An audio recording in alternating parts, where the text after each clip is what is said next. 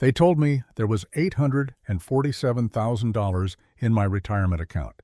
They were wrong.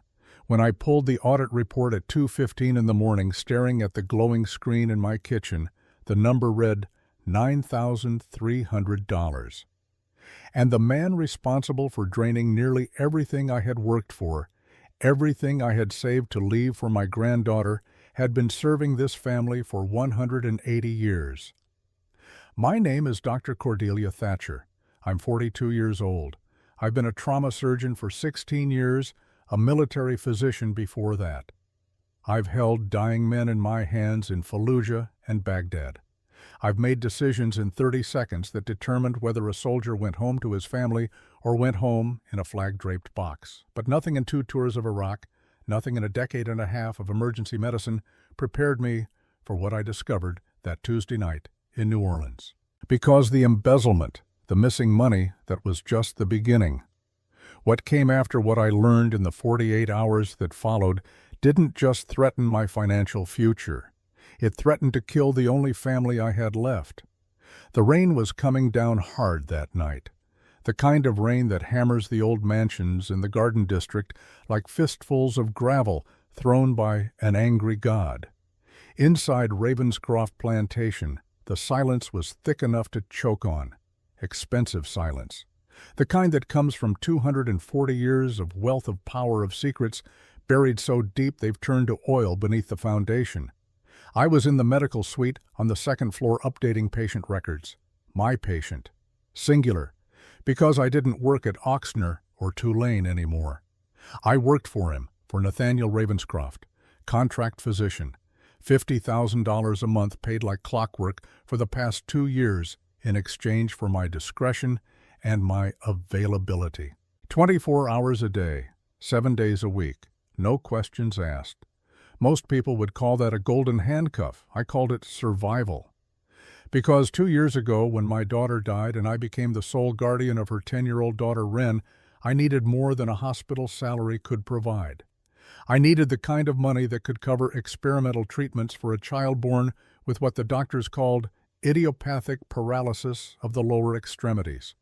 Medical jargon for we have no idea why your granddaughter can't walk, and we have no idea how to fix it. Nathaniel Ravenscroft had offered me that money. No negotiations, no haggling. He had simply looked at me across his mahogany desk and said, "You will care for me. I will care for your family. Do we have an accord?" We did.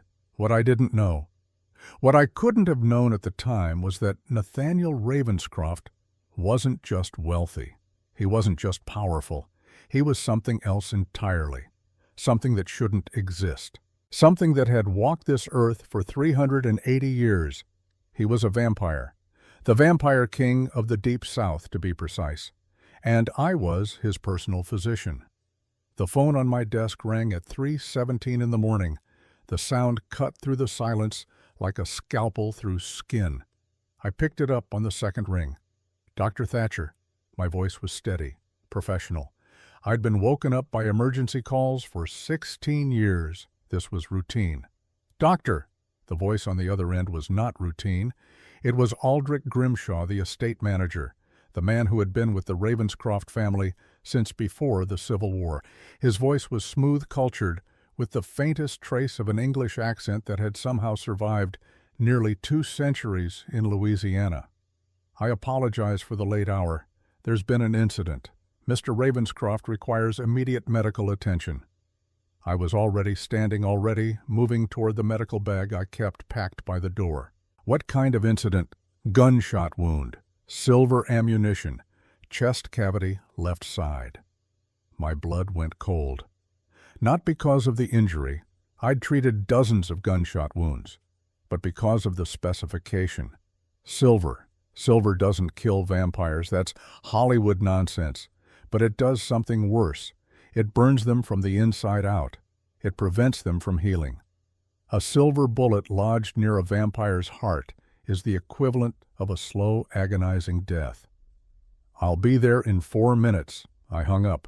I grabbed my bag, checked my supplies, surgical tools, hemostatic agents, and the specialized instruments I'd designed myself over the past 2 years. Instruments made of titanium and obsidian, nothing that would react with whatever supernatural biology kept Nathaniel Ravenscroft alive. The drive from my quarters in the West Wing to the main house took 3.5 minutes. The rain had turned the gravel drive into a river. My headlights caught glimpses of the plantation grounds, 200 acres of live oaks and Spanish moss, beautiful during the day, menacing at night. I parked at the front entrance. The double doors were already open. Aldrich stood in the doorway, illuminated by the chandelier behind him. He was a tall man, rail-thin, with silver hair swept back from a high forehead. He wore a three-piece suit despite the hour, perfectly pressed, perfectly composed. "Upstairs," he said, "the master suite." I followed him up the curved staircase. My shoes left wet prints on the Persian runner. The house smelled of old wood and older money. On the walls, portraits of Ravenscroft ancestors stared down at me. Men in Revolutionary War uniforms, women in antebellum gowns. All of them looked remarkably similar, because they were all him, Nathaniel, painted at different points across nearly 4 centuries. We reached the master suite. Aldrich opened the door. Nathaniel Ravenscroft lay on a bed that looked like it had been carved from a single massive piece of mahogany. He was shirtless. His skin, normally pale as marble, had gone gray. In the center of his chest, just left of his sternum, was a wound, small entrance, no exit. The flesh around it was black, not bruised, burned. I set my bag on the nightstand and moved to his side. His eyes were closed. His breathing was shallow. Vampires don't need to breathe, I'd learned, but old habits die hard even for the immortal. "Nathaniel," I said. My voice was calm, clinical. "I need you to open your eyes." He did. Those eyes were the color of winter ice, the color of a frozen lake under a pale sky. Right now, they were clouded with pain. "Dr. Thatcher," his voice was rough, strained, "forgive the inconvenience." "How long ago?" I asked already, pulling on surgical gloves. 40 minutes, I swore under my breath. Silver poisoning spreads fast. I'd have to work quickly. I opened my bag and pulled out the instruments I needed. Retractors, forceps, a scalpel, all titanium, all sterile.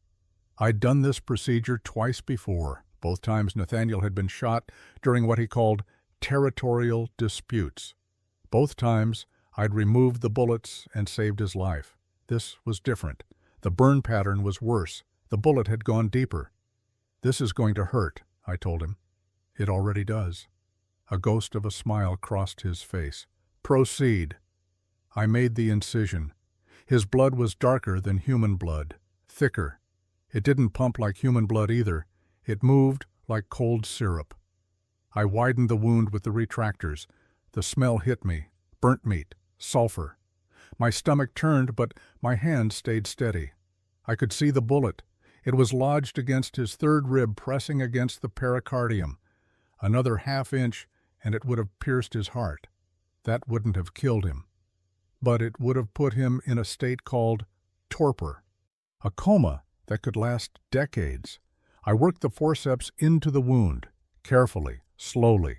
One wrong move and the bullet could fragment. Silver fragments in a vampire's bloodstream would spread the poisoning everywhere. Nathaniel didn't make a sound. His jaw was clenched so tight I could see the muscles jumping beneath his skin. His hands gripped the sheets. I heard fabric tear. I got the forceps around the bullet. Gently, I applied pressure. It didn't move. The silver had fused to the bone. "I need to break the rib," I said. "Do it." His voice was barely a whisper. I reached for the bone saw. It was small, precise, designed for exactly this kind of work. I positioned it against the third rib and began to cut. The sound was horrible, like a carpenter working in a crypt. Nathaniel's eyes rolled back. His body went rigid, but he didn't scream. The rib cracked. I set the saw aside and went back to the forceps. This time, when I pulled, the bullet came free. It was small, probably a 9mm round. The coating of silver gleamed even through the blood. I dropped it into a steel tray. It made a small, final sound. Nathaniel's breathing changed immediately. Deeper, stronger. I watched as the black burn pattern around the wound began to fade. The flesh started to knit itself back together. Not fast, but faster than any human could heal. I cleaned the wound, applied a specialized hemostatic gel I'd developed, and closed the incision with dissolving sutures. The entire procedure had taken 18 minutes. "You're welcome," I said, stripping off my gloves. "Thank you." He opened his eyes. The cloudiness was gone. "Your skill continues to be invaluable, Doctor." I was packing my instruments when I noticed something. On the nightstand, partially hidden beneath a leather journal, was a piece of paper. An official document. I recognized the letterhead. Crimson Holdings, LLC, the vampire banking consortium that managed Nathaniel's investments. The same institution where my retirement account was held. I shouldn't have looked. It was none of my business. But something about the document caught my eye. A number, a withdrawal amount, $12,800,000, transferred out of the Ravenscroft Primary Investment Fund. Authorization signature, Aldrich Grimshaw. My hands stopped moving. I looked up at Aldrich. He was standing by the window, his back to me, looking out at the rain. "Aldrich," I said slowly, "can I ask you something?" "Of course, Doctor." "I've been reviewing my retirement account, the one you helped me set up when I started here. There seems to be a discrepancy." He turned. His expression was pleasant, concerned. "A discrepancy. The balance is significantly lower than it should be, by about $837,000. The room went very quiet. Nathaniel was watching now, his winter-sharp gaze moving between us. Aldrich's pleasant expression didn't waver. "I'll look into it first thing in the morning, Doctor. Likely a clerical error. These things happen." "These things happen," I repeated. My voice was flat. "Indeed." He smiled. It didn't reach his eyes. "Will there be anything else, Doctor?" "No, nothing else." He left. The door clicked shut behind him. I finished packing my bag in silence. My mind was racing. $837,000 doesn't just disappear. Not from a vampire banking institution that had been operating since the 1700s. Not without someone making it disappear. "Dr. Thatcher," I looked up. Nathaniel was sitting now, despite the fact that I'd told him to rest. His wound was already mostly healed, just a pink line where the incision had been. "You believe Aldrich is stealing from you," he said. It wasn't a question. "I believe someone is stealing from me, and he's the one who manages my account."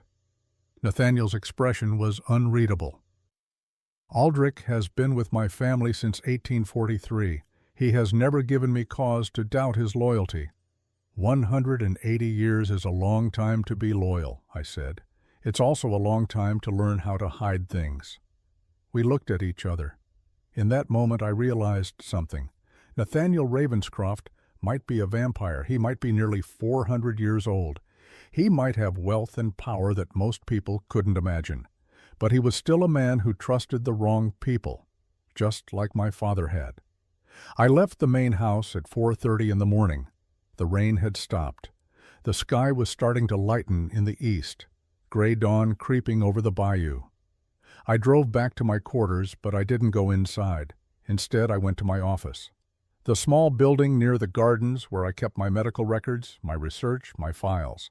I pulled the audit report I'd printed earlier, the one showing my retirement account balance of $9,300. Then I pulled every statement from the past 2 years, every monthly report, every transaction log. It took me an hour, but I found the pattern. Small withdrawals. Never more than 15,000 at a time. Always on different dates. Always with different justification codes. Medical expenses, equipment purchases, facility maintenance, all of it fake. All of it authorized by Aldrich Grimshaw. The total came to $837,200. My hands were shaking. Not from fear, from rage. I'd seen theft before. In the military, there were always people skimming from supply budgets, taking kickbacks from contractors. But this was different. This was personal. This was money I'd earned, money I'd saved for Wren, for her future, for treatments that might help her walk again someday. And someone had stolen it. I was about to call Nathaniel when I heard something, a sound that didn't belong, coming from the main house. It was faint, barely audible over the early morning bird song. A woman's voice, raised in anger. I shouldn't have gone to investigate. It wasn't my business, but something made me move. Some instinct I'd learned in combat zones, the feeling that something was very, very wrong. I crossed the grounds quickly. The grass was wet with dew, my shoes soaked through. I approached the main house from the side, moving along the garden path that led to the library windows. The library lights were on. I could see figures moving inside. I got closer, close enough to see through the leaded glass windows, close enough to hear voices. Aldrich was there, and with him, a woman. She was beautiful in the way that vampire women are beautiful, ageless, perfect. Her hair was dark, falling in waves to her shoulders. She wore a black dress that probably cost more than my car. Serafina Delacroix, Nathaniel's fiancée. They'd been engaged for 50 years, he'd told me once. A political arrangement between old vampire families. I'd met her twice. Both times she'd been cold. Polite, but cold. Now she was furious. "You promised me this would be clean," she was saying. Her voice was sharp, aristocratic, French accented. "You said it would look like an accident." "It will," Aldrich replied. His voice was calm, soothing. "Silver poisoning is difficult to detect. The physicians will rule it as complications from the wound, natural causes." My blood turned to ice. "And the girl?" Serafina asked. "You're certain her blood will work? The research is definitive. Warden bloodline, direct descent.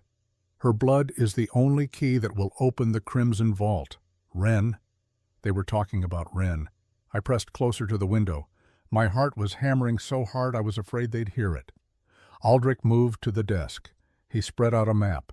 I couldn't see the details, but I could see the layout, the plantation grounds, the main house, and beneath it, levels that I'd never known existed. "Once we have the codex," Aldrich continued, "the Crimson Council will honor their agreement, control of the Deep South banking system, $4.2 billion in assets, your freedom from this engagement, everything you want." Serafina looked at the map. Her expression was conflicted. For a moment I thought she might object, might call it off. Instead she said, "When? Tomorrow night. Nathaniel will be weak from the silver. We'll stage a home invasion. Take the girl. By the time he realizes what's happened, it will be too late. And if Dr. Thatcher interferes," Aldrich smiled. It was a terrible smile.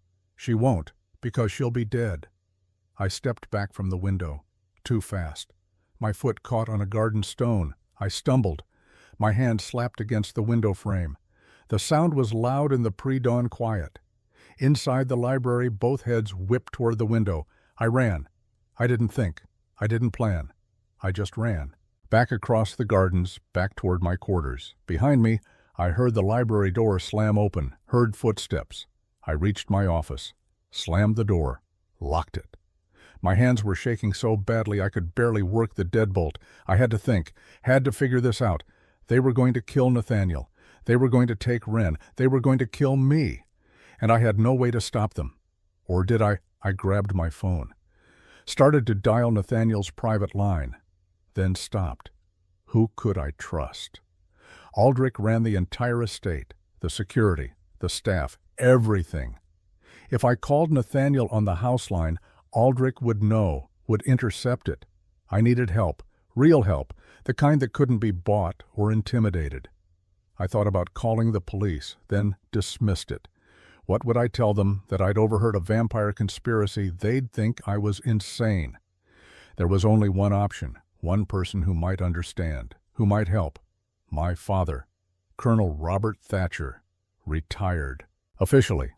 Unofficially, he'd spent 30 years hunting vampires, not out of hatred, out of duty, because someone had to protect the innocent. Someone had to stand between the darkness and the light.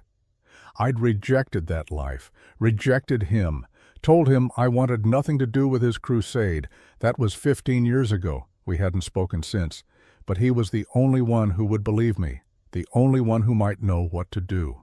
I started to dial his number. Then I heard the sound of shattering glass. They'd found me.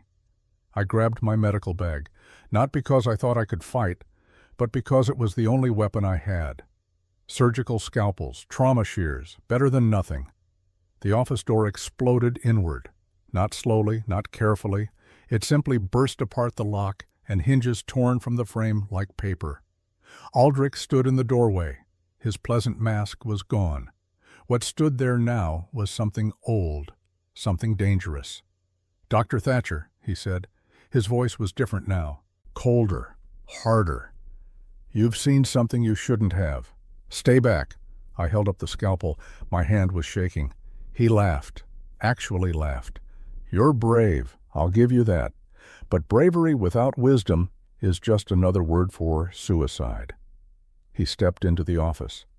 I did the only thing I could think of, the only thing that might save me. I screamed. Not a regular scream, a specific scream. The one Nathaniel had taught me during my first month here, the panic code, the emergency signal that would bring him running no matter where he was, no matter what he was doing. Aldrich's expression changed, from amusement to alarm. "You fool," he hissed. "You'll ruin everything." He lunged at me. I swung the scalpel. It connected with his hand. The blade sank deep. He jerked back, blood welling from the cut. But he didn't stop. He grabbed my wrist. His grip was like iron. My bones creaked. The scalpel clattered to the floor. "I'm sorry it has to be this way," he said. "You were useful, but you're too curious for your own good." He pulled me toward him. His other hand came up, fingers elongating into claws. He was going for my throat. I was going to die. Then the wall exploded. Not the door, not the window. The entire eastern wall of the office just disintegrated. Bricks and mortar and 200-year-old timber turning to dust and debris. Standing in the hole, silhouetted by the rising sun behind him, was Nathaniel Ravenscroft. He looked different. The cultured gentleman I'd known for 2 years was gone. What stood there now was something primal, something from the age of sword and fire. His eyes were no longer the winter ice I knew. They were red, glowing red, like coals in a furnace. "Release her," he said. His voice was a low rumble, like distant thunder. Aldrich dropped my wrist, stepped back. "My lord," he began. "I can explain. I heard everything." Nathaniel stepped through the hole in the wall. Glass crunched under his feet. "The intercom in the library. I activated it remotely when I realized you'd taken longer than expected to return to your duties. I heard every word of your betrayal." Aldrich's face went pale, paler than it already was. 180 years, Nathaniel continued. His voice was filled with something I'd never heard from him before. Genuine emotion, genuine pain. "You served my father. You served me. I trusted you with everything. And this is how you repay that trust?" "You don't understand," Aldrich said. His composure was cracking. "The council offered me freedom, real freedom, not servitude dressed up as loyalty. I've spent nearly 2 centuries cleaning up your messes, managing your affairs, bowing and scraping like some medieval peasant. I'm tired, Nathaniel. I'm tired of serving. So you decided to murder me, to kidnap a child." Aldrich's expression hardened. "Yes, I did. Because I've earned the right to my own life. And if that means taking yours, so be it." He moved fast, faster than I'd ever seen anyone move. 1 second he was standing near the door. The next, he was across the room, a silver dagger in his hand, driving it toward Nathaniel's chest. Nathaniel caught his wrist, stopped the blade an inch from his heart. They stood there frozen. 2 vampires locked in a contest of strength and will. "You were my friend," Nathaniel said softly. "I was your servant," Aldrich spat back. "There's a difference." Nathaniel's grip tightened. I heard bones crack. Aldrich screamed. The dagger fell from his hand. With his other hand, Nathaniel grabbed Aldrich by the throat and lifted him off the ground. Aldrich's feet kicked uselessly in the air. "For your betrayal," Nathaniel said, his voice formal, now almost ritualistic. "For your attempted murder, for your conspiracy against this house, I invoke the ancient law. You are hereby stripped of your station. You are cast out. You are nothing." He threw Aldrich through the hole in the wall. I watched the vampire tumble across the wet grass, landing in a heap near the garden path. Aldrich climbed to his feet. His right arm hung at an odd angle. Broken. He looked back at us, at Nathaniel, and I saw something in his eyes I didn't expect. Not fear, not anger, relief. "Finally," Aldrich said, almost laughing. "Finally I'm free." He turned and ran, disappeared into the early morning mist that was rising from the bayou. Nathaniel watched him go, didn't pursue, just stood there, his shoulders slumped, looking older than I'd ever seen him look. "He'll warn Serafina," I said. My voice was hoarse. "He'll tell her you know." "Yes," Nathaniel agreed. "He will. Then we need to move. We need to get Wren somewhere safe. We need to talk." He turned to me.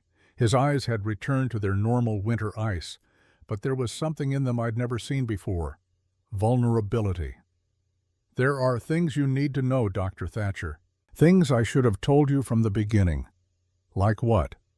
"Like the fact that your father and I knew each other." The world seemed to stop. "What? Colonel Robert Thatcher, the vampire hunter." "Yes, I knew him. 27 years ago, he led a raid on this plantation. He was trying to rescue a group of humans he believed I was holding captive. He was wrong, of course, but he didn't know that." I couldn't speak, couldn't move. "The raid failed," Nathaniel continued. "Most of his team was killed, but not him, and not you. You were there, Dr. Thatcher. You were 15 years old. You were in the South Garden when the fighting started. I found you hiding behind the magnolia tree. You were terrified. You had a weapon, but you didn't fire it. You just stood there shaking." The memory came flooding back. I'd buried it, pushed it down so deep I'd almost convinced myself it had been a nightmare. But it was real. It had all been real. "I let you go," Nathaniel said. "I let you and your father go because I saw something in your eyes that night. Not hatred, not bloodlust, just fear. Just a child who didn't want to be there, who didn't want to fight." He paused, looked at me. "When you applied for this position 2 years ago, when I saw your name on the application, I knew who you were. I hired you because I wanted to repay that debt. I wanted to help you the way I should have helped your father understand that we're not all monsters. I felt like I was drowning, like the world had tilted sideways and I was sliding off. "You knew," I whispered. "This whole time you knew." "Yes." "And Aldrich, did he know?" "No, I never told him. I never told anyone." I looked at him. This creature who had lived for nearly 4 centuries, who had fought in wars I'd only read about in history books, who had saved my life twice, once when I was 15, and again just now. "Why are you telling me this?" I asked. "Because what comes next will require trust. Complete trust. And you deserve to know the truth before you decide whether to give me that trust." "What comes next?" He walked to the window, looked out at the plantation grounds. The sun was fully up now, golden light streaming through the trees. "Aldrich was right about one thing," he said quietly. "Wren does have warden blood. Your family line goes back centuries. You are descended from the original protectors, the humans who were chosen to guard the most powerful artifacts of our kind, including the Crimson Codex." The book Aldrich mentioned. "Yes, it contains the true names of every vampire bloodline in existence. Whoever possesses it can command any vampire, control them, enslave them. It was locked away 1,000 years ago for that very reason, and the only key that can open the vault where it's kept is the freely given blood of a warden." He turned back to me. "Your granddaughter's blood, Dr. Thatcher. That's what they want. That's why they'll come for her. That's why we need to act now." My medical training kicked in, the part of my brain that could stay calm in a crisis, that could make decisions when lives were on the line. "Where is Wren now?" I asked. "Still at your residence in the city, the apartment on Magazine Street. She's safe, for the moment. We need to get her. Bring her here where you can protect her." "No." He shook his head. "Here is the last place she should be. Aldrich knows the layout, knows the security systems. He helped design them. If they come here, we'll be trapped." "Then where—" Nathaniel was quiet for a long moment. Then he said something I never expected to hear from a vampire king. "We run." We ran. Not like civilians run when they're scared. Not panicked. Not sloppy. We ran like soldiers extracting from hostile territory. Fast, efficient, every movement calculated to keep us alive. Nathaniel drove. A black Mercedes sedan that had been parked in the garage since the 1980s, he told me. Full tank, cash in the glove box, emergency vehicle, he called it. Every safe house needs one. I sat in the passenger seat, my phone pressed to my ear, listening to it ring. 4 times. 5. 6. "Come on," I muttered. "Pick up, pick up." On the 7th ring, a woman's voice answered. Mrs. O'Brien, the neighbor who watched Wren when I worked late shifts. She was 73 years old, widow of a Korean War sergeant, and treated my granddaughter like her own great-grandchild. "Dr. Thatcher," her voice was groggy, "it's barely 6 in the morning. I know, I'm sorry. Is Wren awake?" "No, dear. She's still sleeping. Is everything all right?" I looked at Nathaniel. His jaw was set. His hands gripped the steering wheel so tightly the leather was creaking. We were doing 70 on the river road heading toward the city. "Everything's fine," I lied. "But I need you to do something for me. I need you to wake Wren up, pack a bag for her, clothes for 3 days, her medications. And I need you to take her to the lobby of your building right now. Don't ask questions, just do it." There was a pause. Mrs. O'Brien had known me for 2 years. She'd never heard me talk like this, never heard the tone I used in trauma bays when seconds mattered. "How fast?" she asked. 15 minutes. "We'll be there in 10. The line went dead. Nathaniel glanced at me. She didn't hesitate. She knows what urgency sounds like. Her husband served in Korea. She understands when someone gives an order that could save lives.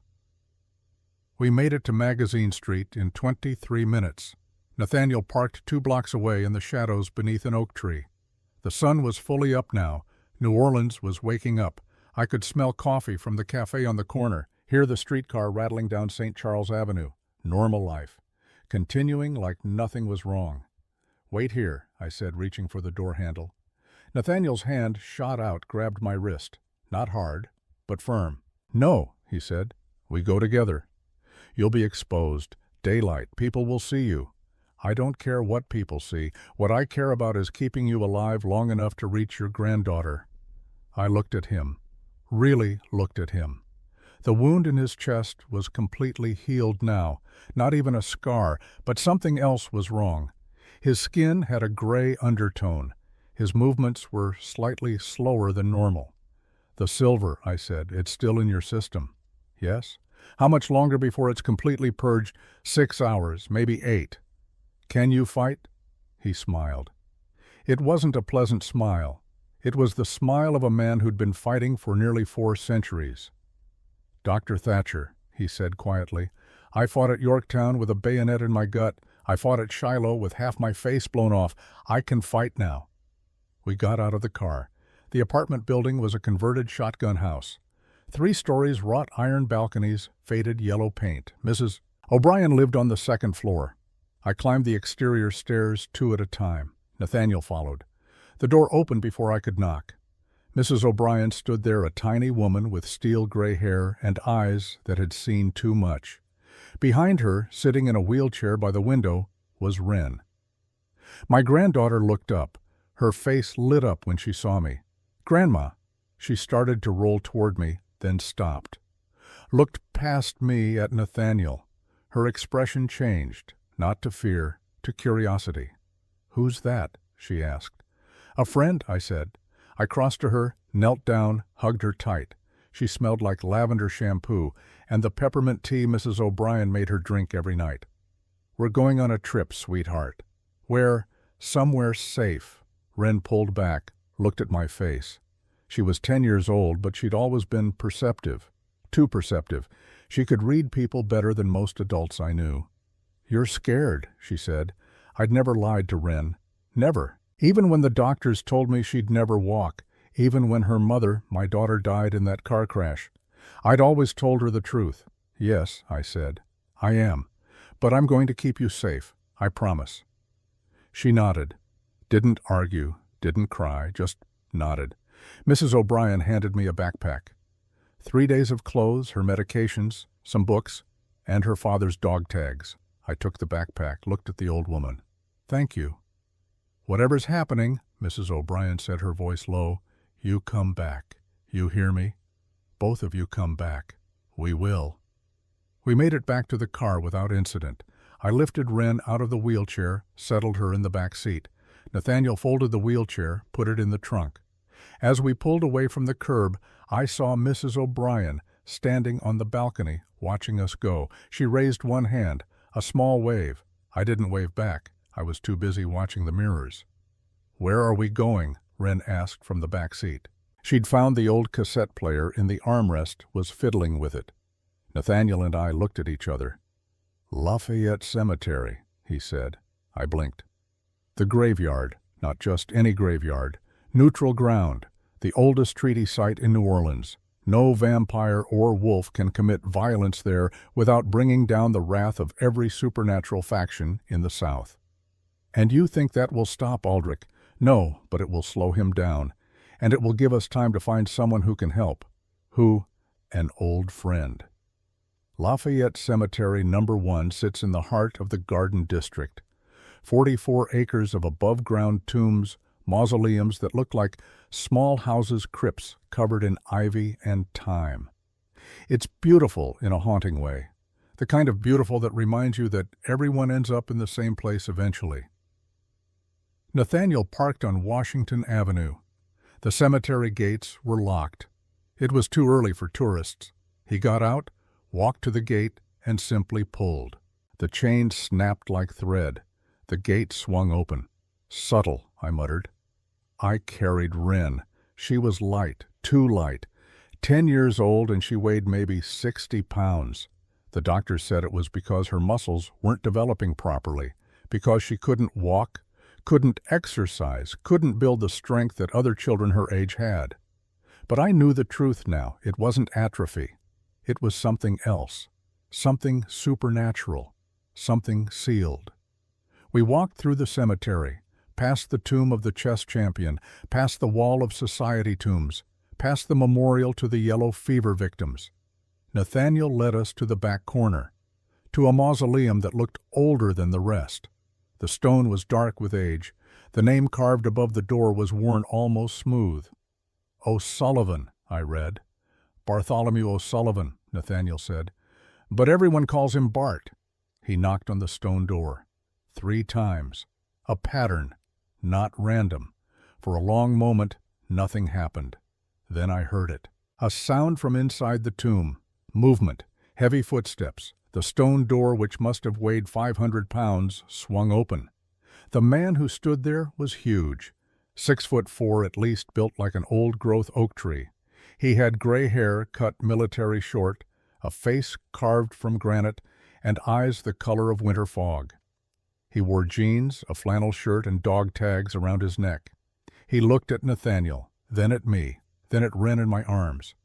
"Well," he said, his voice a rumble with a thick Irish accent, "this is either a social call or the end of the world, and you don't do social calls, Nathaniel." "Bart," Nathaniel nodded, "I need to call in the debt." Bart's expression changed, became serious. "In Sean. Jesus, Mary, and Joseph." Bart stepped aside. "Get in here, all of you." The tomb wasn't a tomb. Not really. It was an entrance. Stone steps led down into darkness. I hesitated. "It's safe," Nathaniel said. "I promise." I looked at Wren. She looked back at me, nodded. We descended. The stairs went down at least 20 feet. At the bottom was a door, heavy steel. Bart opened it with a keypad code and a palm scanner. Beyond the door was something I never expected to see beneath a cemetery. A bunker, military grade, steel-reinforced walls, emergency lighting. a kitchenette, a gun rack with enough weapons to outfit a platoon, a ham radio setup, and in the corner a bed that looked like it had been slept in recently. "Home sweet home," Bart said, closing the door behind us. The sound of the locks engaging was final, definitive. We were sealed in. I set Wren down on a chair. She looked around, her eyes wide. "Cool," she whispered. Bart went to the kitchenette, started making coffee, real coffee. I could smell the beans grinding. "So," he said, not turning around, "who wants to tell me why the vampire king of the Deep South is showing up at my door at 6:30 in the morning with a human doctor and a child?" "Aldrich has betrayed me," Nathaniel said simply. Bart stopped moving. The coffee grinder went silent. "Aldrich Grimshaw. Your man for the past 180 years. Yes." "Well, shit." Bart poured water into the coffee maker, hit the button, turned to face us. "What's his play?" "He's working with the Crimson Council. They want control of the Deep South banking system, $4.2 billion in assets. To get it, they need to open the Crimson Vault. To open the vault, they need Warden blood, freely given." Bart's eyes flicked to Wren. Understanding dawned. "The girl." "My granddaughter," I said. My voice was harder than I intended. "Her name is Wren." Bart studied me. Then he did something unexpected. He came over, knelt down in front of Wren's chair, so he was at her eye level. "Wren," he said gently. "That's a fine name. You know what a wren is?" She nodded. "A bird." "That's right, a small bird, but fierce, protective. In Ireland, where I come from, we have a legend. We say the wren is the king of all birds, not because it's the biggest or the strongest, but because it's the cleverest." Wren smiled, just a little. Bart stood up, looked at me. "Your granddaughter is safe here, Doctor. I give you my word. And in 72 years, I've never broken my word." "Why?" I asked. "Why help us?" "You don't know me. You barely know Nathaniel anymore." "I know him well enough." Bart poured coffee into 3 mugs, handed one to me, one to Nathaniel. "December 1950, Incheon Landing, Korea. I was a corporal with the 1st Marine Division. We were pushing north. Got separated from our unit. Me and 11 other men. We were surrounded. North Koreans on 3 sides. Ocean on the 4th. We were going to die." He took a sip of coffee. His eyes were distant, remembering. Then this man appears out of nowhere. No uniform, no weapon.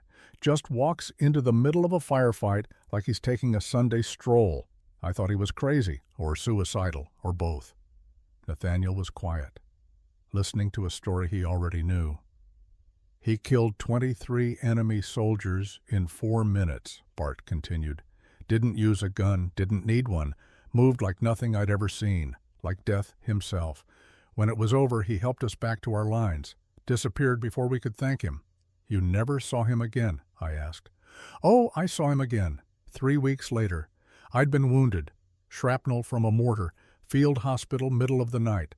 I wake up and there's this thing standing over me. Not human, not anymore. Eyes glowing. Fangs. I thought I was hallucinating from the morphine." He looked at Nathaniel. "It was a vampire. An enemy vampire. Sent to finish what the shrapnel started, to kill high-value targets, officers, NCOs, anyone who could organize a defense." "What happened?" Wren asked. She was leaning forward in her chair, absorbed. "Nathaniel happened," Bart said. "Came through the tent wall, fought that thing, killed it. But not before it bit me, infected me, cursed me." He pulled back his lips. In the fluorescent light, I could see his canines. They were longer than normal, sharper. "Werewolf," I said. "Aye, not by choice. But that's what I am now. And the reason I'm still alive, still sane, still human enough to have this conversation is because this man spent 3 months teaching me control, teaching me how to live with the beast, how to stay me." He set his coffee mug down. "So when Nathaniel Ravenscroft knocks on my door and says he needs help, I don't ask questions. I don't hesitate. I pay my debts." The coffee was strong, black, no sugar, the way soldiers drink it. I sat down on the edge of the bed. My hands were shaking. Adrenaline, crash. I'd been running on empty since 3 in the morning. Combat medicine training had taught me to push through exhaustion, to function on no sleep, to make critical decisions when my body was screaming for rest. But there's a limit, and I was reaching mine. "Dr. Thatcher," Nathaniel's voice cut through the fog, "I need you to focus." I looked up. He was standing in the center of the bunker. His face was drawn. The gray undertone to his skin was more pronounced.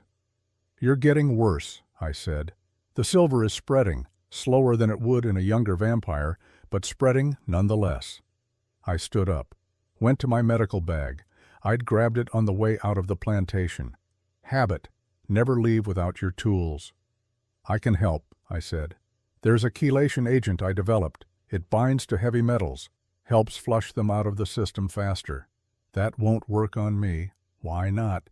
"Because what I need isn't medicine, doctor. It's blood." The bunker went quiet. I knew this was coming. Had known since the moment I saw how bad he looked. Vampires heal through blood. Fresh blood. Human blood. "No," I said. My voice was flat. Final. Nathaniel didn't argue. Didn't push. Just looked at me with those pale winter eyes. "I'm a doctor," I continued. "I took an oath. My oath as a healer is to preserve life, not to participate in something that compromises my principles. Even if it saves your granddaughter's life. Don't," I pointed at him. "Don't use Ren as leverage. That's beneath you. Is it?" He took a step closer. "Because from where I'm standing, your principles are going to get all three of us killed. I'm weak, doctor, getting weaker by the hour.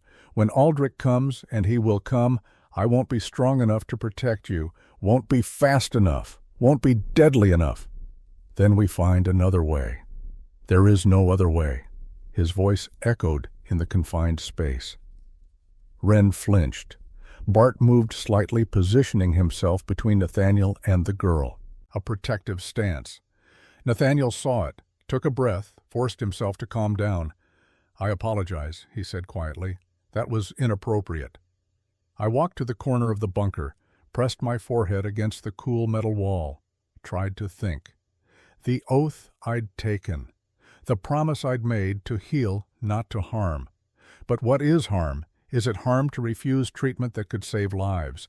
Is it harm to let pride and principle override practical necessity? My father would have known what to do. Colonel Robert Thatcher, the vampire hunter.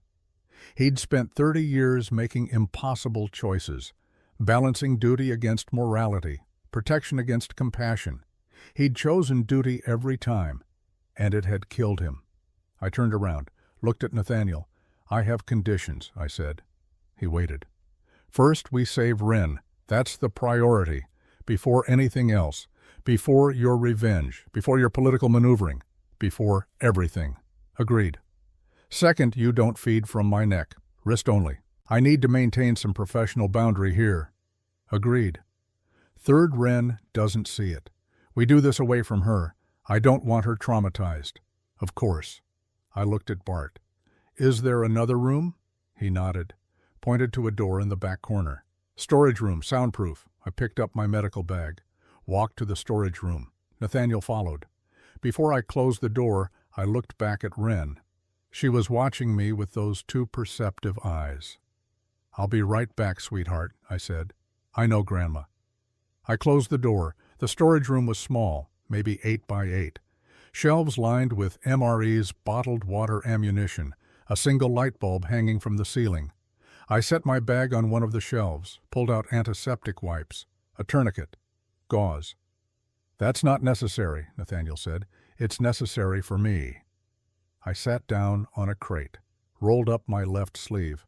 "I need to maintain some semblance of medical protocol. It's the only way I can do this." He understood, didn't argue. I cleaned my wrist with the antiseptic wipe. The smell was sharp, medicinal, familiar. It grounded me.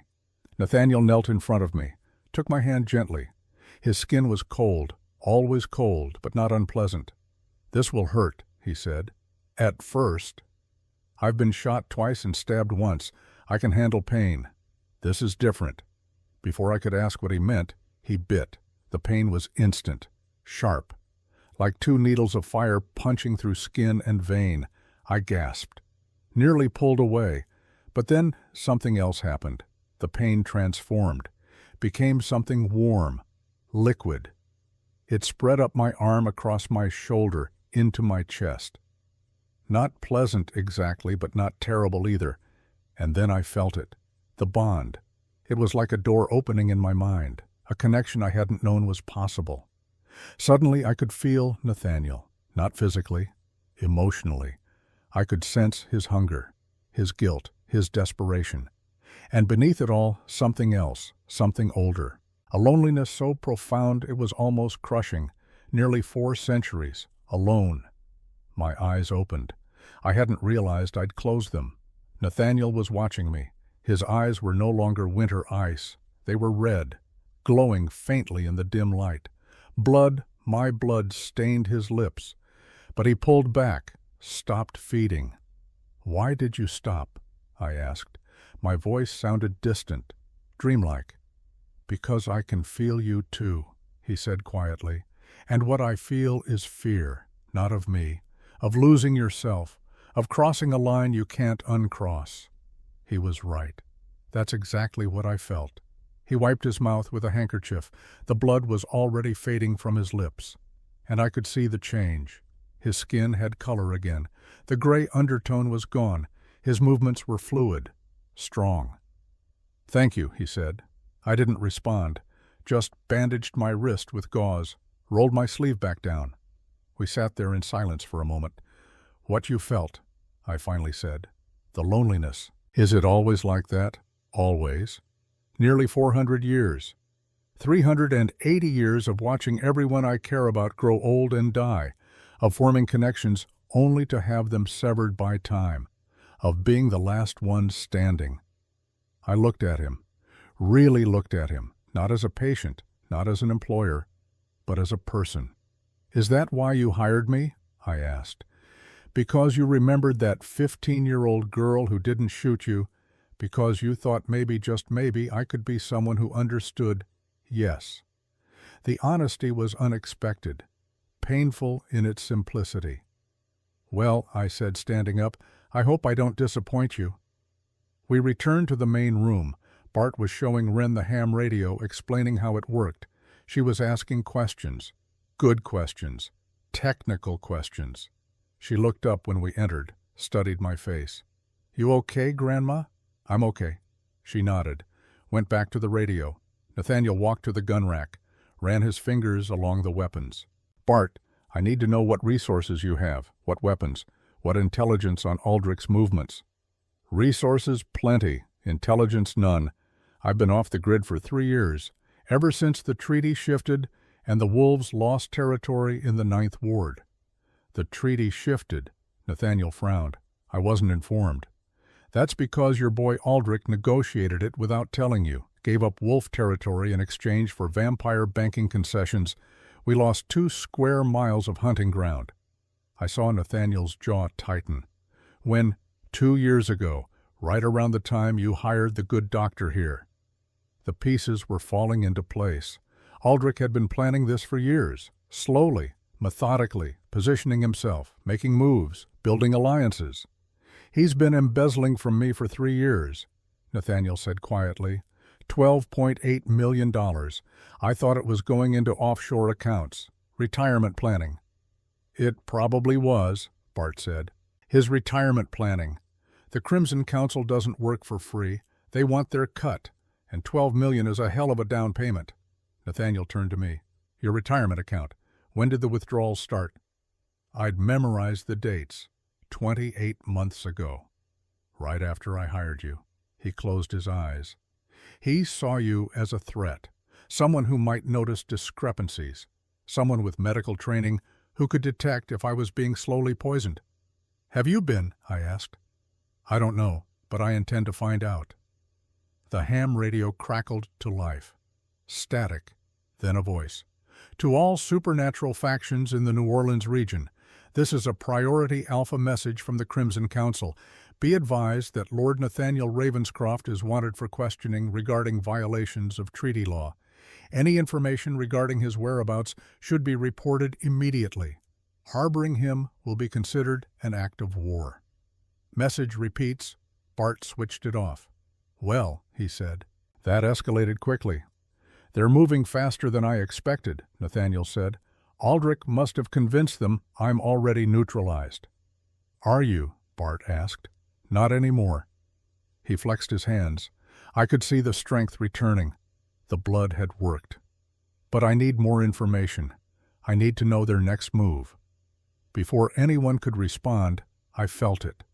A strange sensation, like the air pressure in the bunker had changed, like something was pulling at the edges of reality. Nathaniel, I said, something's wrong. He felt it too, spun toward Wren, but she wasn't there. The chair where she'd been sitting was empty. The radio was still on, but my granddaughter was gone. Wren, I screamed. Bart was already moving, checking the storage room, the bathroom, every corner of the bunker. She's not here, he confirmed. How I was frantic now. The door was locked.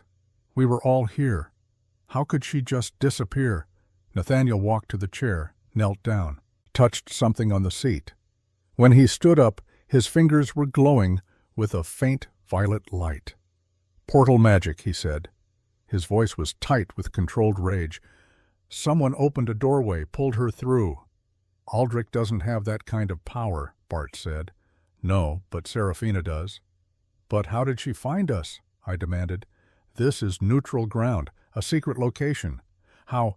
Blood magic, Nathaniel said grimly. He walked over to Wren's wheelchair, examined it closely. Aldrich must have planted a tracking charm. Here. He pointed to a small symbol carved into the metal frame. So small, I'd never noticed it. When we first saw Wren at the plantation, he knew we'd run, knew we'd seek allies. He just had to wait for us to lead him to our safe house. Then Seraphina opened the portal. He slammed his fist against the wall. The metal dented. I should have checked, should have sensed it. The charm was inactive until we crossed into neutral ground. That's when it activated. Sent the signal. We fix it now, Bart said. His voice was steady, calm, the voice of a soldier who'd been in impossible situations before. I grabbed Nathaniel's arm. Get her back, now. I don't care what it takes. Get my granddaughter back. I will. His voice was steel. I swear on my blood, Dr. Thatcher, I will bring her home. He turned to Bart. I need weapons, silver, iron, anything that can kill a vampire. And I need to come with you, I said. Absolutely not. She's my granddaughter. I'm coming. We locked eyes. Two stubborn people who'd both spent their lives giving orders, expecting to be obeyed. You're not a soldier, Nathaniel said. No, I'm a surgeon, which means I'm very good at cutting things open. So either you take me with you or I follow you anyway. Your choice. Bart laughed. Actually laughed. I like her, Nathaniel. She's got spine. Nathaniel's expression didn't change, but after a moment he nodded.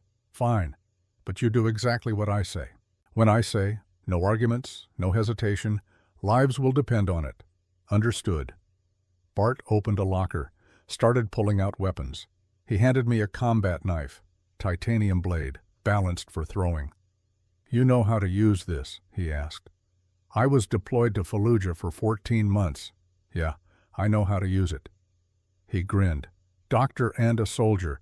Nathaniel, you sure know how to pick your allies. Nathaniel was loading a pistol, modified 1911, silver bullets. He chambered a round. There's something you both need to know, he said. Something I discovered about Wren when I examined her earlier. I froze. What? The paralysis. It's not medical, it's magical. Someone cast a seal on her years ago, probably when she was an infant. It's designed to suppress something. Suppress what? He looked at me. His expression was grave. Power, Dr. Thatcher. Your granddaughter isn't paralyzed because something is wrong with her. She's paralyzed because something is too right with her. Because if that seal ever breaks, if her abilities ever manifest, she won't just be able to walk. He paused. She'll be able to do things that most vampires can't do. things that would make her the most valuable commodity in the supernatural world, things that would make every faction, every council, every power-hungry monster come hunting for her. My mouth was dry. What kind of things? Command magic, the same magic that's locked in the Crimson Codex, the ability to give orders that cannot be disobeyed. That's what Warden blood does. That's what your bloodline was bred for thousands of years ago. I looked down at my hands, these hands that had performed hundreds of surgeries, that had saved dozens of lives, these hands that shared blood with a 10-year-old girl who could command vampires. Then we have 2 jobs, I said. Get Ren back, and make sure no one ever gets a chance to use her. Agreed, Nathaniel said. Bart handed me a Kevlar vest. Put this on. It won't stop vampire claws, but it'll slow them down. I strapped it on, checked the knife. Bart had given me 3 more, 1 for each boot, 1 on my belt. We were preparing for war. The question was, would we survive it? The plan was simple. Simple plans are usually the best ones. They're also usually the most dangerous. I was going to walk into Ravenscroft Manor and surrender. You're inst, Bart said. We were in the back of his truck heading south on Highway 90. The bayou stretched out on both sides. Dark water, cypress trees. Spanish moss hanging like funeral shrouds. They'll kill you the second you walk through that door. No, they won't. I checked the knife strapped to my thigh, made sure it was secure. They need me alive. They need me to convince Ren to give her blood willingly. A terrified child doesn't cooperate, but a child who sees her grandmother, who hears me tell her it's going to be okay, she'll trust me. She'll do what I say. Nathaniel was driving. His eyes stayed on the road. Aldrich will expect a trap. Let him expect it. That's the point. He'll be so focused on looking for you that he won't see Bart coming from the bayou. We'd spent the past 3 hours planning. Bart had called in his pack. 7 werewolves. All of them veterans. Korea, Gulf War, Iraq. Men who knew how to fight, how to kill, how to do what needed to be done. They were converging on the plantation from the water. Silent approach. No lights, no engines. Just muscle and determination. Nathaniel had taught me what he called combat medicine. How to use surgical instruments as weapons, where to cut to cause maximum damage, where to stab to paralyze, where to strike to kill. It was the opposite of everything I'd learned in medical school, but war makes monsters of us all, even doctors. There's something else, Nathaniel said. He pulled off the highway onto a dirt road, killed the lights. We were 2 miles from the plantation now, close enough to feel it. Something I need to tell you before we do this. I waited. The blood bond, he continued, what you felt in the storage room, that connection, it's permanent now. What does that mean? It means I can sense you, your location, your emotional state, your physical condition, and you can sense me. I thought about that, about having a vampire permanently connected to my mind. Can you read my thoughts? I asked. No, just feelings, impressions. Can I block you out? With practice, yes, but not yet. Not for several months. Great. Just what I needed. A supernatural connection I couldn't control. One more thing, Nathaniel said. He reached into the glove compartment, pulled out a small metal case, opened it. Inside was a syringe. The liquid inside was dark red, almost black. What is that? I asked. My blood, concentrated. If you inject this into your heart, it will give you temporary strength, speed, healing, enough to fight like one of us for approximately 10 minutes. And after 10 minutes, you'll crash, hard. Your body will go into shock. You'll need immediate medical attention or you'll die. I took the case, looked at the syringe. The oath I'd taken echoed in my mind, the promise I'd made to heal. But sometimes harm is necessary. Sometimes survival requires becoming something you never wanted to be. I put the case in my vest pocket. Let's go get my granddaughter, I said. We parked a half-mile from the main house. Bart and his pack melted into the bayou. They moved like ghosts, silent, invisible. In 15 minutes, they'd be in position. Nathaniel and I walked the rest of the way. The plantation grounds looked different in the late afternoon light. The live oaks cast long shadows. The main house loomed ahead, 240 years of history, of power, of secrets. When we get inside, Nathaniel said, you do exactly what I taught you. No hesitation, no mercy. Aldrich will use your compassion against you. He'll try to make you doubt, to hesitate. Don't. I won't. And if something happens to me, nothing's going to happen to you. He stopped, turned to face me. His pale eyes were intense. If something happens to me, he repeated, you take Wren and you run. Don't try to fight. Don't try to save me. Just get her out. Get her somewhere safe, and raise her to be better than all of us. I wanted to argue, wanted to tell him that wasn't going to happen, but we both knew the truth. We were walking into a trap, and traps have a way of closing on everyone inside them. Okay, I said. We approached the main entrance. The doors were open, waiting.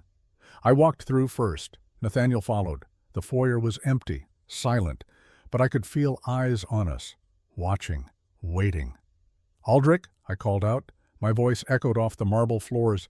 I know you can hear me. I'm here to negotiate. For a long moment, nothing. Then he appeared. At the top of the grand staircase.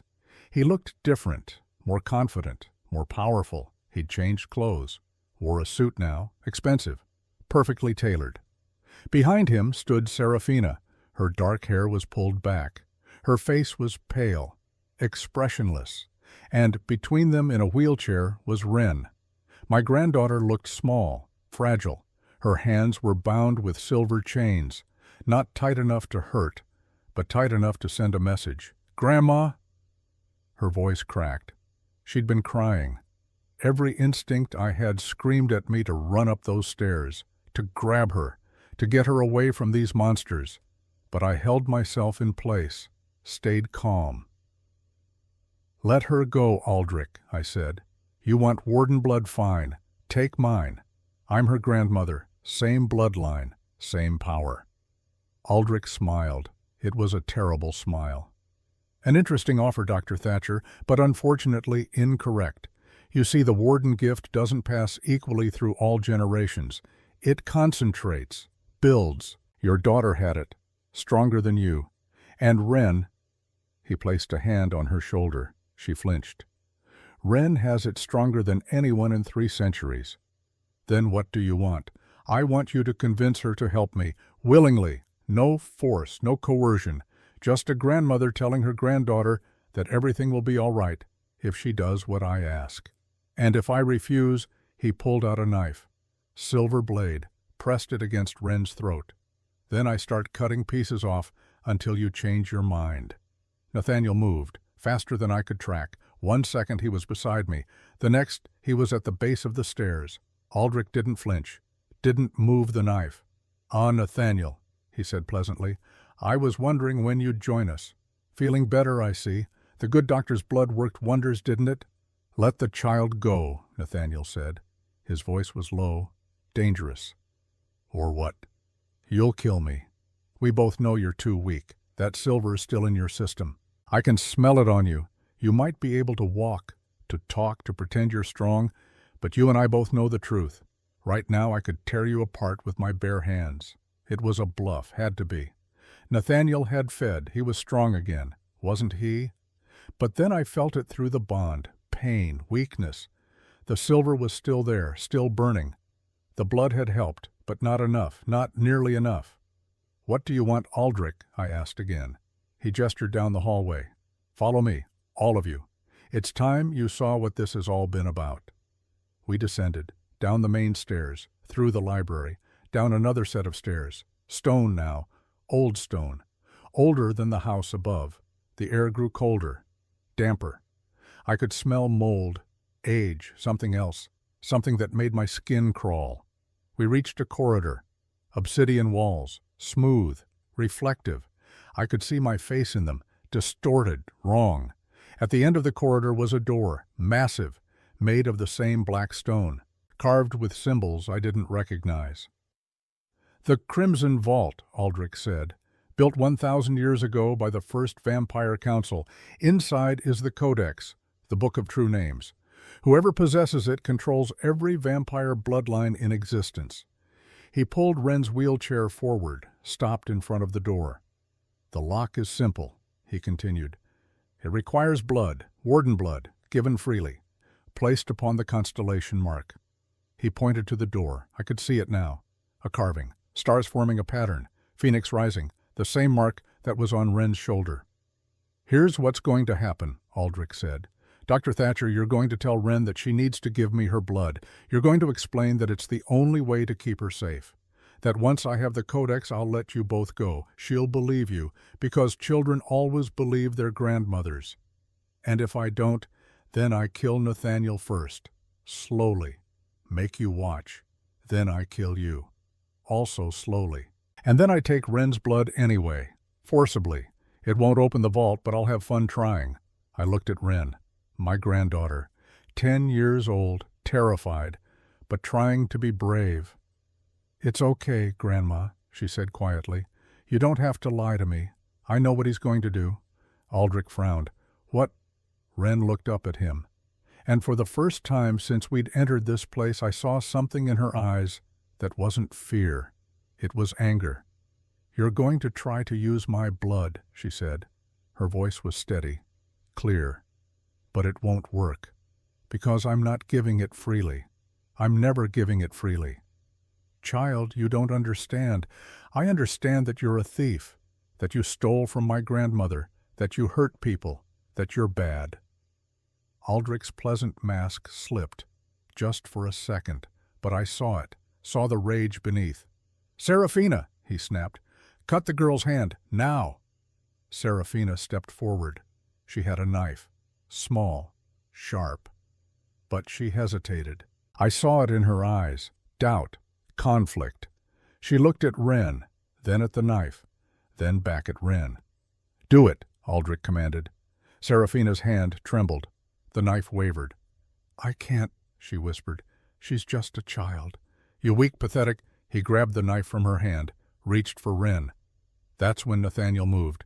He covered the distance between them in a blur, slammed into Aldrich. Both of them went down. The knife skittered across the floor.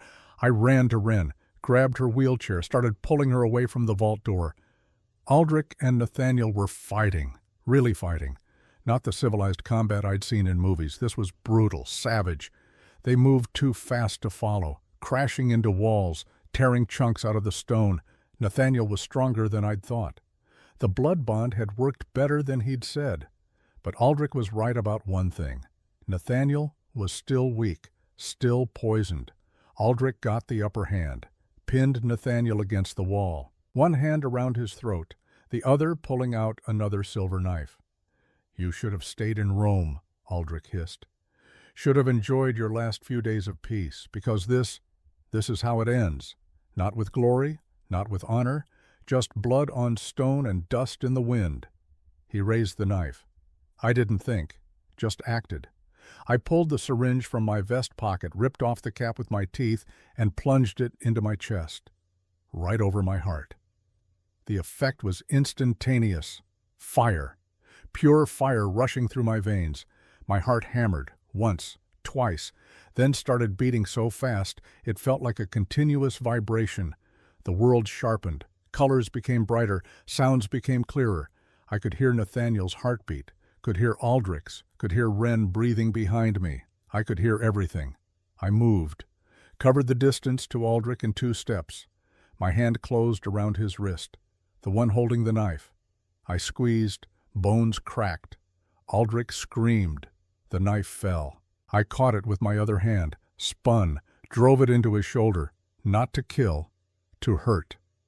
Aldrich staggered back, looked at me with shock. "What did you—" "I'm a doctor," I said. My voice sounded strange, deeper, stronger.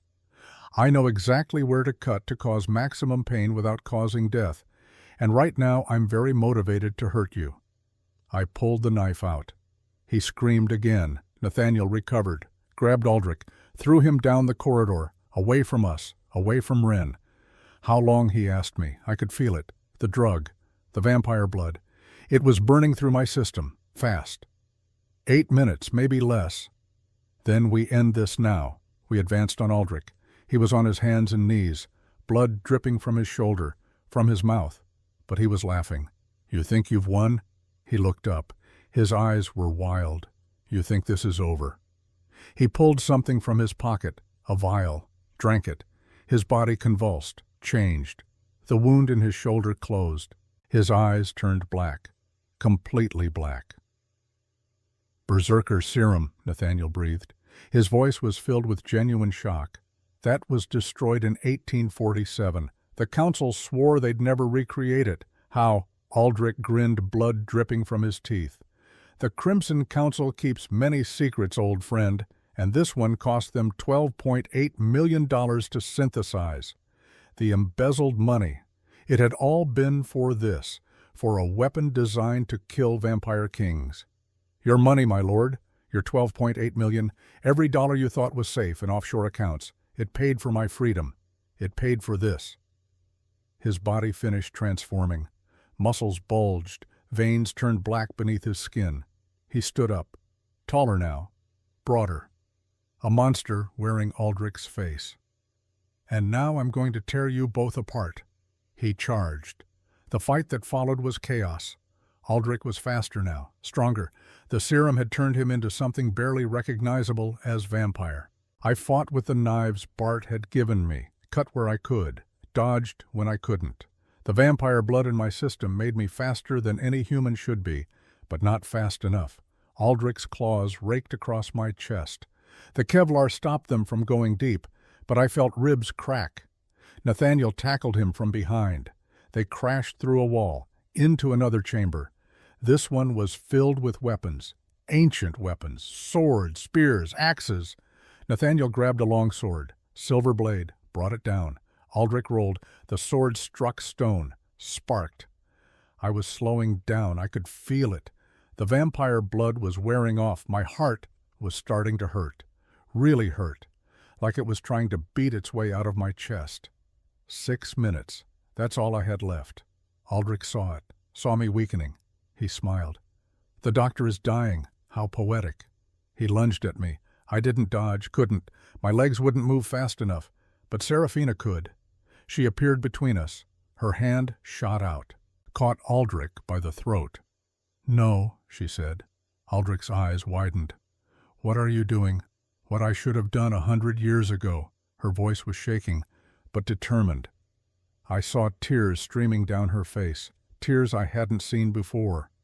Real emotion breaking through centuries of controlled composure. I let you manipulate me, control me, she continued. You told me my sister's death was murder, that I was a monster, that I needed to atone. You showed me the evidence, the burned body, the witnesses who said I'd started the fire deliberately. Her grip tightened on Aldrich's throat. But it wasn't murder. Was it Aldrich? You fabricated the evidence, paid the witnesses. Because my sister discovered what you were doing. She found your embezzlement records. She was going to tell Nathaniel, so you killed her. Made it look like I did it. And I believed you. Aldrich's face was turning purple. He clawed at her hand, but she was stronger. For 100 years I've carried that guilt, Serafina said. For 100 years I've done everything you asked, helped you with your schemes, your betrayals, because I thought I deserved to be punished. She looked at Nathaniel. Fresh tears fell. But she didn't attack me. She came to me for help, to protect her from hunters who were after her. And when they found us, when the building burned, I tried to save her. I tried, but I couldn't reach her in time. Her voice broke. It was an accident, and you used it to enslave me. She threw Aldrich across the chamber. He slammed into the weapon rack. Swords fell, clattered to the ground. One of them landed point up. Aldrich fell onto it. The silver blade punched through his back, emerged from his chest, right over his heart. He looked down, saw the blade, looked up at us. The berserker transformation started to reverse, his body shrinking, the black veins fading, until he looked like himself again, like the man who'd served the Ravenscroft family for 180 years. Well, he said. Blood bubbled from his lips. I suppose this is fitting. killed by the very weapons I helped collect. His body started to turn gray, crumbling, turning to ash. 180 years, he whispered, and in the end, I was still just a servant. He collapsed. The ash scattered across the stone floor. I fell to my knees. My chest was on fire. My heart was beating erratically, too fast, then too slow, then too fast again. Nathaniel was beside me instantly. Dr. Thatcher, Cordelia, look at me. I looked up. His face was swimming, going in and out of focus. The blood, I managed. Killing me, not if I can help it. He bit his own wrist, pressed it to my lips. Drink, now. I drank. His blood was cold, thick. It tasted like copper and earth and something ancient, but it worked. My heart started to stabilize. The fire in my chest faded. The world came back into focus. That's enough, Nathaniel said, pulling his wrist away. Any more, and you'll turn. I sat back, breathed, just breathed. Grandma, Wren. I'd forgotten about Wren. She was wheeling herself toward us. Her face was wet with tears, but she was smiling. I stood up, stumbled. Nathaniel caught me. I'm okay, I said. I'm okay. I went to Wren, knelt down, hugged her so tight I was afraid I'd hurt her. It's over, sweetheart, I whispered. It's over. Grandma, she said. Her voice was muffled against my shoulder. My legs feel weird. I pulled back. Weird how tingly, like they're waking up. I looked down. Her feet were moving, just slightly. A twitch, a flex, the seal, the magic that had been suppressing her power. It was breaking. Nathaniel, I said, the seal. Is it? Yes. He was watching Wren with an expression I couldn't read. Aldrich's death broke the connection, the magic he used to reinforce the seal. It's failing. What does that mean? It means your granddaughter is about to become the most powerful warden in 3 centuries. As if in response, the vault door behind us began to glow, violet light, pulsing, like a heartbeat. Wren gasped. I can feel it. The door, it's calling to me. Don't listen, I said. We don't need what's inside. But I want to see it. She looked up at me, those 2 perceptive eyes. Please, Grandma, I need to know what I am. I looked at Nathaniel. He nodded slowly. It's her choice, he said. I helped Wren out of the wheelchair. Her legs were shaking, weak, but they held. She took a step, then another, walking for the first time in 10 years. She reached the vault door, placed her hand on the Phoenix constellation. The door liquefied, just melted away, revealed a chamber beyond. It was small, maybe 10 feet across. In the center, on a pedestal made of bone, sat a book, the Crimson Codex. It was smaller than I expected, bound in red leather, or what I hoped was leather. The pages were yellowed with age. Wren walked to it, reached out. Wait, I said.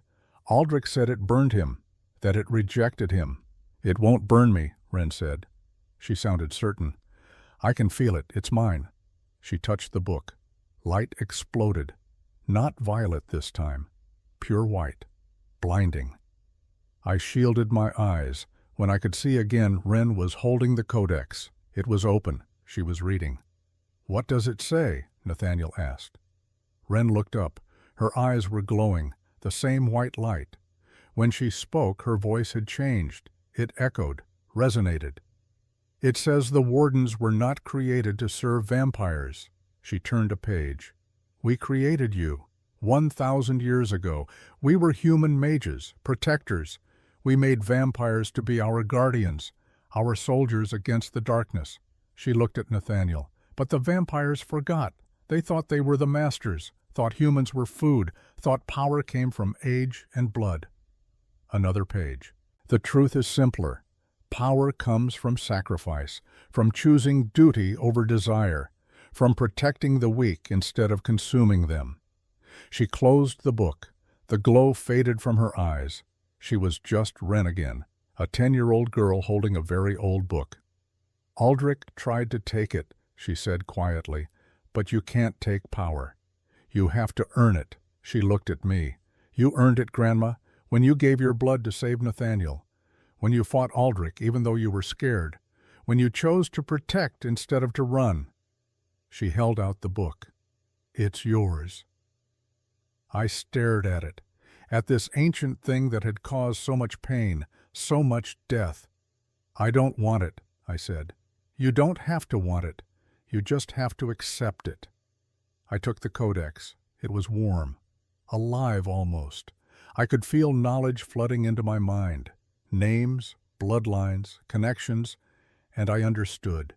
This book didn't give power over vampires. It gave responsibility for them, the responsibility to guide, to protect, to keep them from becoming monsters. I looked at Nathaniel. "Kneel," I said. It wasn't a command, it was a request, but the codex made it both. Nathaniel's knees hit the stone floor, not forced, but compelled. His eyes met mine. There was no anger in them, no resentment, just acceptance. "For nearly 4 centuries," I said, "you have served the darkness. You have killed, you have fed, you have done terrible things." He didn't deny it, didn't look away. "But you have also protected. You have shown mercy. You have chosen honor when it would have been easier to choose cruelty." I placed my hand on his head. "I name you Warden's guardian, protector of the weak, shield against the night. Rise, Nathaniel Ravenscroft. Rise and serve not as a monster, but as a man." The codex pulsed once, bright and warm. Nathaniel stood. Something had changed in his eyes, a lightness I'd never seen before. "Thank you," he said simply. Behind us, Seraphina knelt. "And me?" she asked. "What do I serve?" I looked at her, this woman who had been manipulated, controlled, used. "You serve yourself," I said. "You're free, Seraphina, finally free." She started to cry. Not tears of sadness, tears of relief. We climbed back up, out of the vault, out of the darkness, into the light.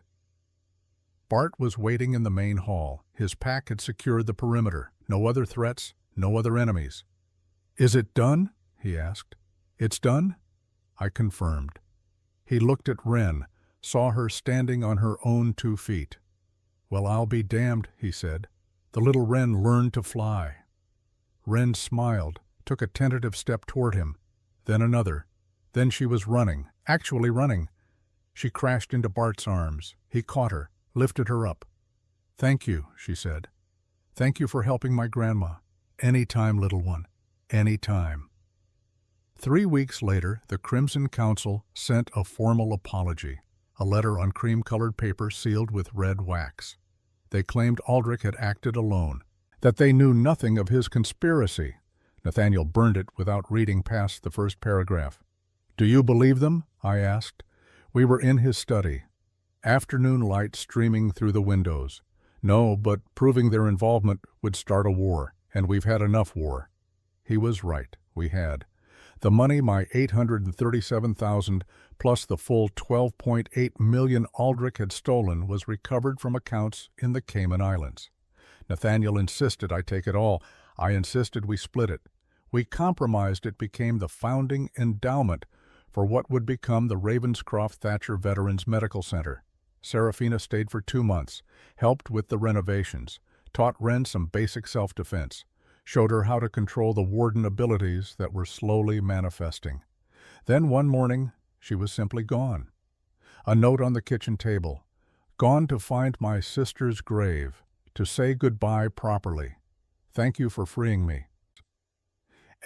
We never saw her again, but occasionally Nathaniel received postcards. Paris, Cairo, Tokyo, Edinburgh. She was seeing the world. Finally living her own life. Bart and his pack became permanent security for the center. Officially, they were groundskeepers and facility maintenance. Unofficially, they made sure no one with bad intentions ever got past the front gate. The treaty was renegotiated. The Wolves got back their territory in the 9th Ward plus a stake in the medical center, equal partners. And then 6 months after it all ended, we opened the doors. The sign on the front gate read Ravenscroft Thatcher Veterans Medical Center, free treatment for all who served. I stood on the balcony of the main house, watching the sunset over the bayou. It was beautiful, golden light filtering through the cypress trees. Peaceful.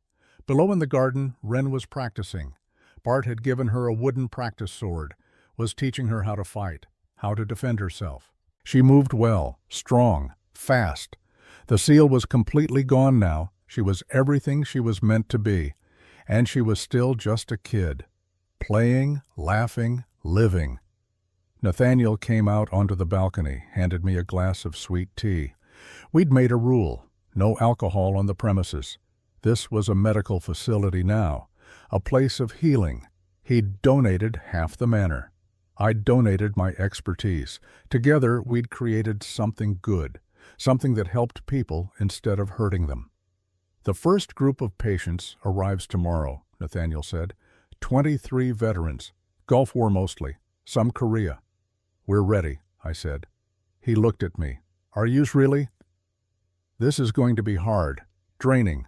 You'll be working 18-hour days. I've worked 18-hour days before. This time I'm working for something that matters. We stood in comfortable silence for a moment. There's something I want to show you, Nathaniel said. He went back inside, returned with a picture frame. Inside was a photograph, old, faded. It showed two men. One was Nathaniel, younger looking, different clothes, but unmistakably him. The other was a man in military fatigues, strong, weathered, determined. My father, I breathed. Colonel Robert Thatcher, Nathaniel confirmed. This was taken in 1998, the night of the raid. After the fighting stopped, we talked, for hours, about duty, about honor, about the cost of fighting monsters. He handed me the frame. He said something I've never forgotten. He said the measure of a man isn't in how he wields power, it's in how he chooses not to. I traced my father's face with my finger. I'd been angry at him for so long, angry at his crusade, his obsession, his absence.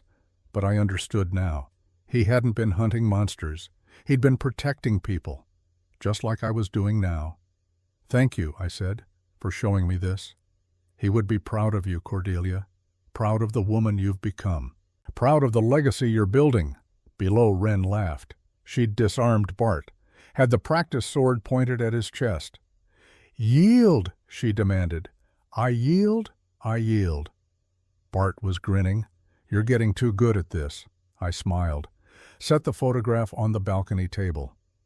What we've built here, I said to Nathaniel, it's not just a medical center, it's a promise that the next generation won't have to fight the way we fought, won't have to choose between duty and family, between honor and love. And if they do have to fight, then we'll have taught them to fight for the right reasons, to protect instead of to conquer, to heal instead of to harm. Nathaniel nodded, raised his glass. To the next generation. I raised mine. To the next generation. We drank.